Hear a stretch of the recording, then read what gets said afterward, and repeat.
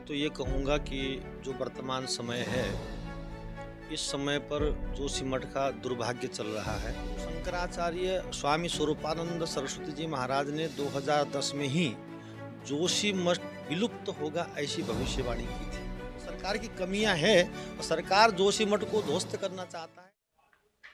नमस्कार, मैं अनूप कुमार आप सभी का स्वागत करता हूं। जिस प्रकार से जोशीमठ दिन प्रतिदिन दरारें आती जा रही है घरों में, बिल्डिंगों में, और दिन प्रतिदिन नीचे की तरफ धंसता हुआ जा रहा है।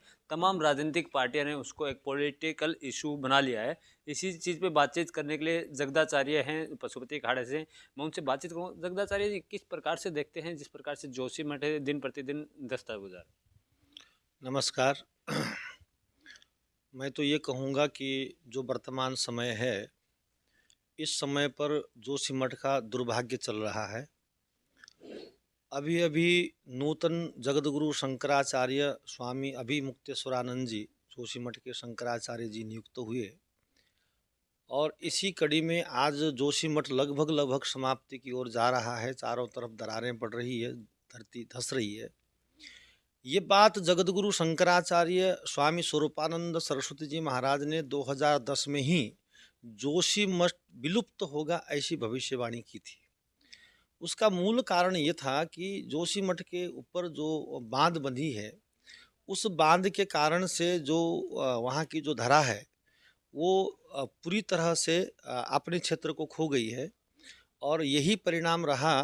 और सरकार की कुछ लापरवाही रही, जिसमें जगतगुरु शंकराचार्य स्वामी स्वरूपानंद जी ने भी प्रयास किया था कि वहाँ पर डैम न बने, है ना, विद्युत परियोजना न बने, लेकिन उसी के परिणाम स्वरूप आज जोशीमठ लगभग समाप्ति की ओर जा रहा है।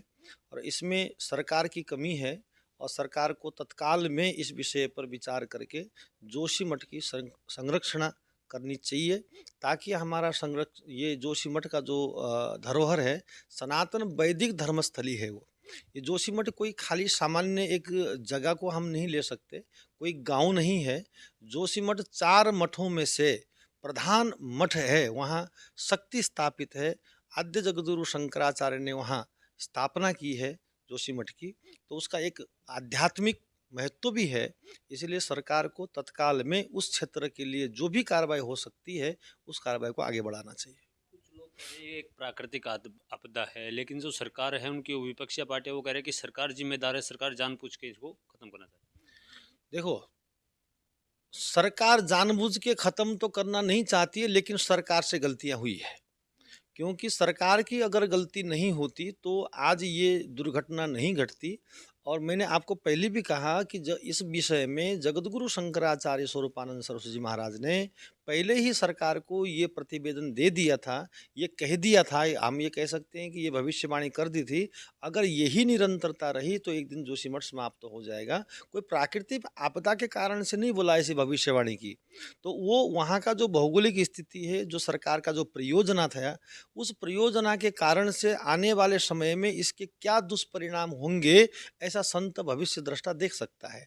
और उन्होंने उसी समय ये बात उन्होंने कह दी थी, आज उसका परिणाम है। इसमें सरकार की कमियां हैं और सरकार जोशीमठ को ध्वस्त करना चाहता है, ये कहना तो उचित नहीं होगा, लेकिन सरकार की कमियां हैं, ये निश्चित है। है। सरकार तो साफ तौर पे कहती है कि आचार्य जी ने भी, आपने बताया कि आचार्य हमने भी सुना था कि उन्होंने भविष्यवाणी कर दी थी, पहले आगाज कर दिया था, लेकिन सरकार कहती है कि ऐसा कुछ नहीं है, कोई प्रोजेक्ट वहाँ नहीं चल रहा है जिसके कारण ये हो। नहीं नहीं, ऐसा है, देखो, सरकार के जो प्रवक्ता होते हैं, वो अपनी बात को रखने के लिए या वर्तमान समय की जो दुर्घटनाएं हैं, उस दुर्घटनाओं को रोकने की जब क्षमता न हो, है ना, या अपने पास कोई विकल्प न हो, या ऐसी बुद्धिमत्ता न हो, तो सरकार के कोई न कोई ऐसे एजेंसीज जो है इस प्रकार की भाषा बोलते हैं। लेकिन ऐसा नहीं है। ये प्रतिवेदन दिया हुआ, ये तो जग जाहिर विषय है। ये तो सभा में चारों शंकराचार्य जब भारत के इकट्ठे हुए थे, उसी टाइम इस विषय पर जगद्गुरु शंकराचार्य ने घोषणा कर दी थी कि ऐसा होने वाला है। और इस विषय में सरकार को आगाह किया था उन्होंने। ये कोई कही सुनी बातें नहीं है, ये सर्वविदित बातें हैं और इसकी प्रमाणिकता अब आज भी आपको मिल जाएगा, देखने को मिलेगा, कोई ऐसी बात नहीं है। लेकिन इसमें सरकार की कमी है। हम ये तो नहीं कह सकते भाई सरकार जोशीमठ रखना नहीं चाहती है, ऐसा तो हम नहीं कह सकते, क्योंकि सरकार की अपनी भी परियोजनाएं हैं। उस परियोजना के तहत वहाँ बांध बांधा गया। विद्युत परियोजना संचालन की गई, लेकिन उसका दुष्परिणाम क्या होगा इस विषय में उन्होंने चिंतन नहीं किया। ये उनका कमजोर पक्ष है। हमसे जुड़े रहने के लिए हमारे YouTube चैनल को सब्सक्राइब करें और बेल आइकन को दबाएं। और आप ये वीडियो अगर फेसबुक पर देख रहे हैं तो लाइक ज़रूर करें और ज़्यादा से ज़्यादा शेयर करें। धन्यवाद।